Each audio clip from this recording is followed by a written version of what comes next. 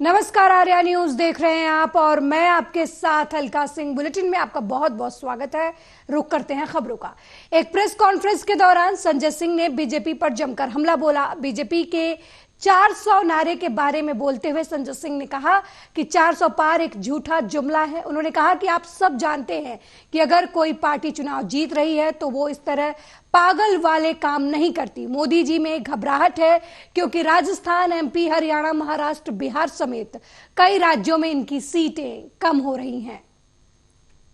23 सीटें जहां पे आम आदमी पार्टी चुनाव लड़ रही है, उन 23 सीटों पर पूरा तन मन धन से 4 गुना मेहनत और ताकत से हमारा कार्यकर्ता प्रचार करेगा, हमारे विधायक, हमारे मंत्री, हमारे नेता प्रचार करेंगे और वो सारे चुनाव हम लोग जीतने के लिए भरसक प्रयास करेंगे। नंबर 1। और जहां भी इंडिया गठबंधन के कैंडिडेट हैं, जिन राज्यों में हम चुनाव नहीं लड़ रहे हैं, वहां भी हमारी पार्टी इंडिया गठबंधन के प्रत्याशियों के लिए प्रचार करेगी। और एक बात मैं आप लोगों से बहुत साफ कह देना चाहता हूं, 400 पार ये भी एक जुमला है। 400 पार एक झूठा जुमला है, इसके अलावा कुछ नहीं है। आप में से बहुत सारे पत्रकार बहुत दिन से पत्रकारिता में हैं, आप लोग बहुत वरिष्ठ पत्रकार हैं, इसमें बहुत सारे आप जानते हैं, कोई पार्टी अगर चुनाव जीत रही होती है तो ऐसे पागलों की तरह काम नहीं करती। वहीं कांग्रेस प्रवक्ता सुप्रिया श्रीनेत ने पीएम मोदी पर एक बार फिर निशाना साधा है। पीएम मोदी पर निशाना साधते हुए उन्होंने कहा कि विपक्ष को बदनाम करने के लिए झूठ बोलना पीएम मोदी की आदत है, लेकिन 10 महीने से जलते मणिपुर पर झूठ बोलना आदत नहीं पाप है। पीएम मोदी ने किस मुंह से कहा कि समय की कार्रवाई से मणिपुर की हालत सुधरी है। आखिर पीएम मोदी बिना पलक झपकाए इतना झूठ कैसे बोलते हैं? प्रधानमंत्री मोदी झूठ बोलते हैं, बहुत झूठ बोलते हैं, लगातार झूठ बोलते हैं। उनके झूठ को सुनकर कभी हंसी आती है, कभी गुस्सा आता है, कभी दुख होता है और कभी कभी आश्चर्य होता है कि इस देश का प्रधानमंत्री बिना पलक झपकाए इतना झूठ कैसे बोल लेता है। अपनी वाहवाही में झूठ बोलना, विपक्ष के खिलाफ झूठ बोलना, मुद्दों से भटकाने के लिए झूठ बोलना, ये प्रधानमंत्री की आदत में शामिल है। लेकिन 10 महीने से जलते हुए मणिपुर पर सफेद सपाट झूठ बोल देना आदत नहीं पाप है। किस मुंह से प्रधानमंत्री कहते हैं कि समय रहते कार्रवाई हुई और मणिपुर की हालत सुधर गई? किस कार्रवाई की बात कर रहा है? कौन सी सुधरी हुई हालत की बात कर रहा है? असलियत यह है कि 10 महीने से मणिपुर जल रहा है। असलियत यह है कि मणिपुर के लोगों ने जिस सरकार को नकार दिया वो आज भी वहां पर बरकरार है। प्रधानमंत्री मोदी झूठ बोलते हैं, बहुत झूठ बोलते हैं।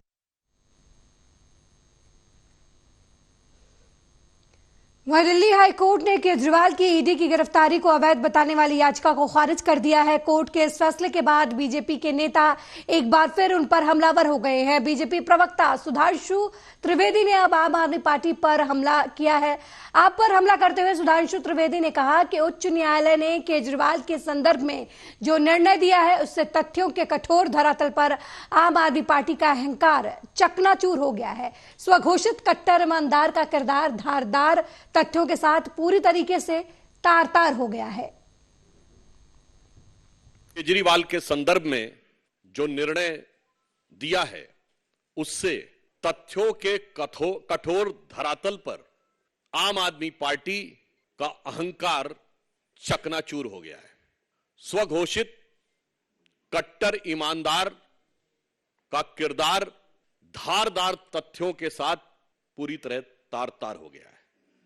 ये सामान्य बात नहीं है।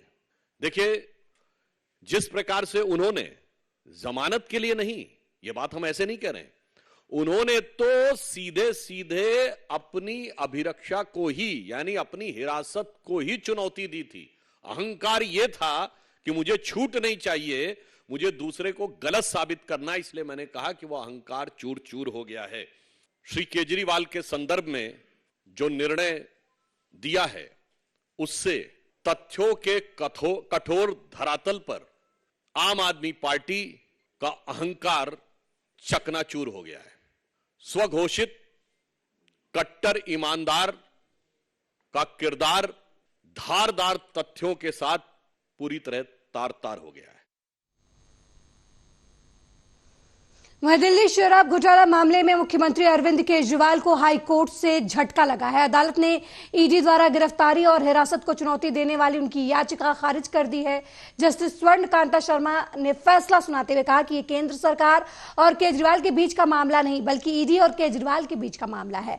उन्हें मनी लॉन्ड्रिंग के मामले में एजेंसी ने गिरफ्तार किया है। किसी को कोई विशेषाधिकार नहीं दिया जा सकता। ईडी के पास पर्याप्त सबूत मौजूद हैं। जांच में पूछताछ से मुख्यमंत्री को छूट नहीं दी जा सकती। जज कानून से बंधे हैं, राजनीति से नहीं। वहीं आप नेता और दिल्ली सरकार के मंत्री सौरभ भारद्वाज ने कहा, हम सुप्रीम कोर्ट जाएंगे। हमें सुप्रीम कोर्ट पर पूरा भरोसा है कि जैसे सुप्रीम कोर्ट से संजय सिंह को राहत मिली वैसे ही सुप्रीम कोर्ट से अरविंद केजरीवाल को भी राहत मिलेगी। आज जो फैसला हाई कोर्ट का आया है, कोर्ट है, कोर्ट के इंस्टीट्यूशन है, इंस्टीट्यूशन का हम सम्मान करते हैं और हम सम्मान पूर्वक ये कहना चाहते हैं कि हम इस फैसले से सहमत नहीं हैं और इस फैसले के खिलाफ हम सुप्रीम कोर्ट जाएंगे और सुप्रीम कोर्ट के अंदर अपनी बात रखेंगे। और विप पलटे जाते हैं, हम सुप्रीम कोर्ट जाएंगे और हमें सुप्रीम कोर्ट पे बहुत भरोसा है कि जैसे माननीय सुप्रीम कोर्ट ने संजय सिंह जी को रिलीफ दिया, लाख हाई कोर्ट के फैसले के बाद संजय सिंह जी को रिलीफ दिया, हमें पूरी उम्मीद है कि अरविंद केजरीवाल जी के मामले में माननीय सुप्रीम कोर्ट रिलीफ देगा। वहीं बीजेपी प्रवक्ता शहजाद पुनेवाला ने दिल्ली हाईकोर्ट द्वारा अरविंद केजरीवाल की गिरफ्तारी को चुनौती करने वाली याचिका खारिज करने पर कहा कि जो हाई कोर्ट का फैसला आया उससे यह स्पष्ट है कि अरविंद केजरीवाल शराब घोटाले में भ्रष्ट है। हाई कोर्ट ने कहा कि पर्याप्त सबूत हैं कि उन्होंने भ्रष्टाचार किया है। ये कहते थे चवन्नी नहीं मिली, उन्होंने कहा कि मनी ट्रेल भी है और गोवा चुनाव में खर्च भी हुआ है।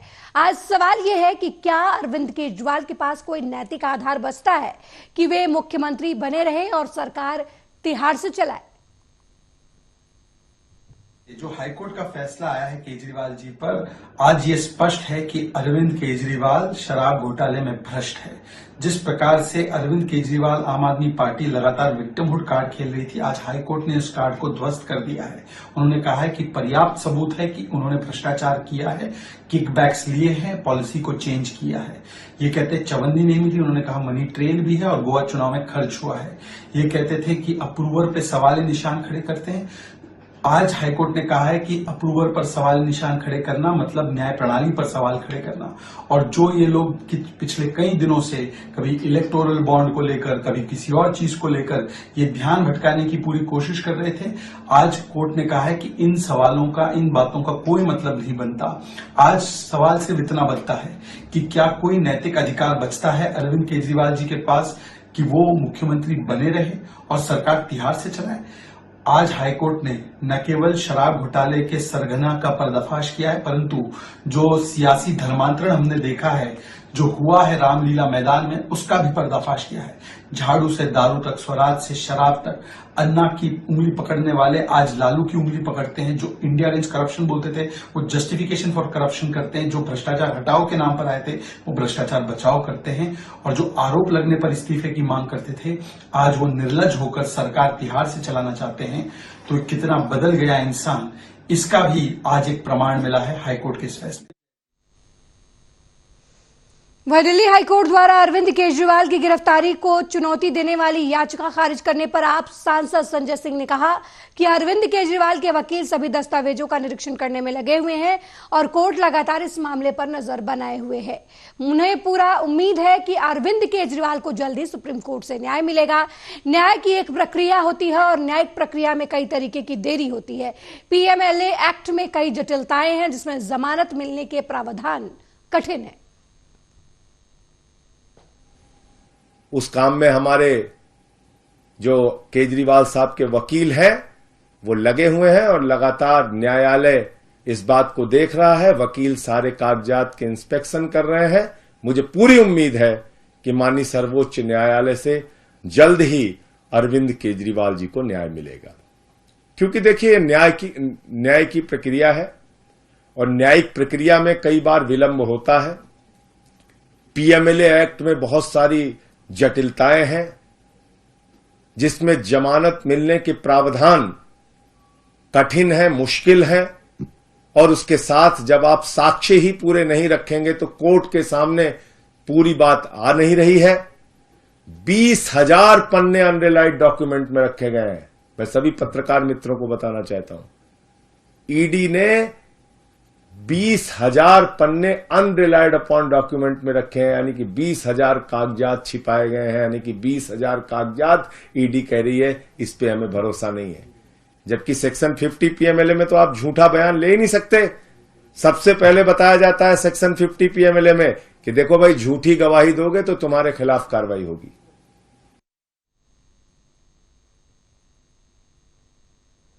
वहीं मध्य प्रदेश के सीहोर जिले से दो पक्षों में खूनी संघर्ष की खबर सामने आई है। सीहोर जिले के लाड़कुई चौकी क्षेत्र के रफीकगंज गांव में सरकारी भूमि पर कब्जे और रास्ते को लेकर दो पक्ष आपस में भिड़ गए। विवाद इतना बढ़ गया कि देखते ही देखते लाठी डंडे और पत्थर चलने लगे। इसी घटना में 7 लोगों के चोटिल होने की खबर सामने आई है, जिसमें 2 लोग गंभीर रूप से घायल हैं, जिन्हें सामुदायिक स्वास्थ्य केंद्र लाड़कुई लाया गया है। यहां से प्राथमिक उपचार के बाद इन्हें जिला अस्पताल सीहोर रेफर कर दिया गया। फिलहाल पुलिस ने मामला दर्ज कर मामले की जांच शुरू कर दी है। पीएफआई का अर्थ होता है पेट्रोलियम और फूड इन्फ्लेशन। रफीगंज का विवाद जो है आपसी मारपीट का मामला है। ज़्यादा तो खैर जांच पुलिस ही बता पाएगी कि मामला क्या है, लेकिन घायल अवस्था में 3 बच्चे। रास्ते के मामले सर, रास्ते के मामले से हुआ विवाद। किस का बीच में हुआ ये? देवेंद्र, राम आधार, गोलू और ये विनोद को पहले उसने पत्थर मार दिया। जो जमीन थी, जमीन से समझिए रास्ता होगा था, रास्ता निकाल भी दिया। रास्ता निकालने के बाद में उसने विनोद को पत्थर मार दिया। विनोद बेहोश हो गया। वहीं कांग्रेस के राष्ट्रीय प्रवक्ता अभय दुबे लोकसभा चुनाव 2024 का घोषणा पत्र जारी करने के लिए कांग्रेस कार्यालय रायबरेली पहुंचे। यहां उन्होंने पीएम मोदी सरकार पर जमकर हमला बोला। कांग्रेस प्रवक्ता ने केंद्रीय मंत्री स्मृति ईरानी के द्वारा दिए गए उस बयान की निंदा की, जिसमें उन्होंने कहा था कि राहुल गांधी वायनाड में चुनाव जीतने के लिए आतंकवादी संगठन पीएफआई की मदद ले रहे हैं। इस पर कांग्रेस प्रवक्ता ने कहा कि अगर 10 साल की मोदी सरकार में आतंकवादी संगठन काम कर रहे हैं तो ये सरकार की बहुत बड़ी असफलता है। साथ ही कहा कि सीबीआई, ईडी और एनआईए भी बीजेपी सरकार के संगठन के रूप में काम कर रही हैं। इसके अलावा कांग्रेस छोड़कर बीजेपी में शामिल हो रहे नेताओं पर जबरदस्त हमला बोलते हुए उन्होंने कहा कि ये जंग का समय है और कमजोर लोग राहुल गांधी का साथ छोड़कर भाग रहे हैं। पीएफआई का अर्थ होता है पेट्रोलियम और फूड इन्फ्लेशन। स्मृति जी बताइए कि क्यों महंगाई की आग में देश को झोंक दिया आपने? मेरा जवाब सुनिए। पीएफआई पेट्रोलियम फूड इन्फ्लेशन अर्थात महंगाई की आग में झोंकने वाली सरकार देश के लोगों का ध्यान भटकाना चाहती है। मेरा गंभीर आरोप देश के गृह मंत्री पर है। अगर पीएफआई आतंकी संगठन अब भी सक्रिय है तो स्मृति ईरानी जी का आरोप देश के गृह मंत्री जी पर है। मैं पूछना चाहता हूं देश के गृह मंत्री से, अगर पीएफआई को आतंकी संगठन prevention of unlawful activity act में प्रतिबंधित किया है तो उसके राजनीतिक संगठन एसडीपीआई को सक्रिय क्यों छोड़ा आपने? ये देश आपसे सवाल जानना चाहता है। जो हमारे प्रधानमंत्री की हत्या करना चाहता है आतंकी संगठन, अगर वो सक्रिय है तो इससे बड़ा आरोप स्मृति ईरानी जी का देश के गृह मंत्री पर, इससे बड़ा आरोप कोई नहीं हो सकता।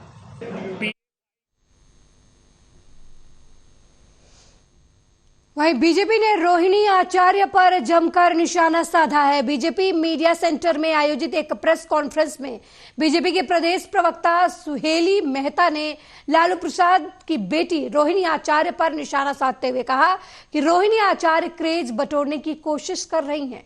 उनके भाई ना नौकरी करते हैं और ना ही बिजनेस, लेकिन 350 करोड़ के मालिक हैं। सुहेली मेहता ने कहा कि हमारा देश भला ही पुरुष प्रधान देश, लेकिन बेटियां सेवा करने के बाद ये नहीं कहती कि हमने माँ बाप की सेवा की है। रोहिणी आचार्य ने अपने पिता को किडनी दी और जान बचाई और अब वो घर घर जाकर ये कह रही हैं कि मैंने पिता को किडनी दी है, आप मुझे वोट दें। ये राजनीतिक हथकंडा है। उन्होंने कहा कि जिस तरीके से रोहिणी ने राजनीतिक हथकंडे को अपनाया है, तो अब ये जांच का विषय हो गया है कि उन्होंने किडनी दी भी है या नहीं।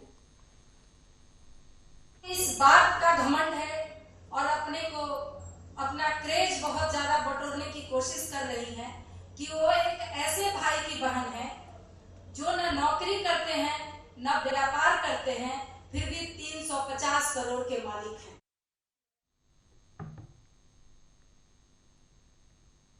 पिछले कुछ दिनों से जिस तरीके से नीतीश कुमार को राष्ट्रीय जनता दल निकम्मा मुख्यमंत्री बता रहा है, अब उसे लेकर नीतीश के करीबी मंत्री श्रवण कुमार ने बयान दिया है। उन्होंने कहा कि राजनीति में ऐसी भाषा शैली ठीक नहीं है। बिहार की जनता को पता है कि नीतीश कुमार विकास पुरुष है। किसी भी पॉलिटिकल पार्टी के लीडर के लिए, किसी भी राजनीतिक दल के नेता के लिए अमर्यादित शब्द का इस्तेमाल नहीं करना चाहिए।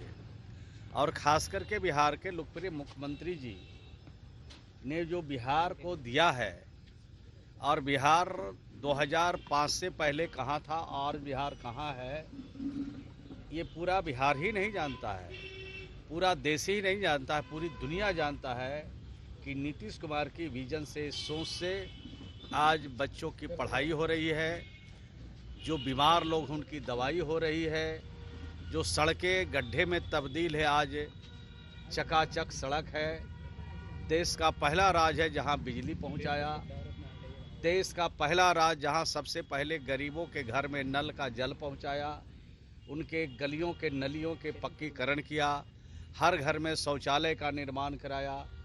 जो परिवार हाशिए पर खड़ा था उन परिवारों को भी मुख्यधारा में शामिल करके उनको रोजगार दे करके उनके पैरों पर खड़ा किया, उन परिवारों को आत्मनिर्भर बनाया।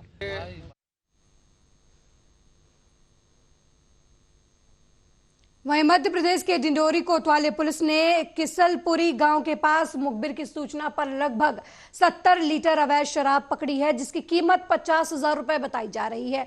वहीं आरोपी अंधेरे का फायदा उठाकर मौके से भागने में कामयाब रहे। शराब के साथ एक मोटरसाइकिल भी पुलिस ने जब्त की है। कल देर रात्रि में मुखबिर से सूचना मिली थी कि भारी मात्रा में अवैध शराब किसलपुरी तरफ आ रही है, जिसे बांटने या बेचने की फिराक में है। तब तत्काल थाना स्तर पर एक टीम गठित कर किसलपुरी क्षेत्र के लिए रवाना किया गया था। तब टीम के द्वारा अवगत कराया गया कि कुछ कार्टून खेत के किनारे रखे हुए हैं और वहां पर एक व्यक्ति मोटरसाइकिल के साथ खड़ा हुआ है। जैसी टीम ने दबिश देकर आरोपी को पकड़ने का प्रयास किया, आरोपी अंधेरे का फायदा उठाकर वहां से फरार हो गया। जो मौके से शराब जब्त की गई है वो लगभग 70 लीटर है, जिसकी अनुमानित कीमत लगभग 50,000 रुपए की है। शराब किस वाहन से लाई गई है? शराब की मात्रा को देखते हुए तो बड़ा वाहन लग रहा है, टीम लगी हुई है, जल्दी ही पता चल जाएगा। एक मोटरसाइकिल घटनास्थल से मिली है, जिसे जब्त किया गया है। कल देर रात्रि में मुखबिर से सूचना। वहीं मध्य प्रदेश के सिवनी जिले में आदिवासी बाहुल्य क्षेत्र में हिंदू नववर्ष बड़े ही हर्षोल्लास के साथ मनाया गया। घनसौर नगर में रेवांचल बाल कल्याण समिति के द्वारा सैकड़ों बच्चों और सामाजिक संगठनों के साथ मिलकर विशाल रैली का आयोजन किया गया। इस रैली में मां काली की झांकी के साथ साथ नूतन वर्ष की शुभकामनाएं और पारंपरिक नृत्य के साथ कार्यक्रम आयोजित किया गया।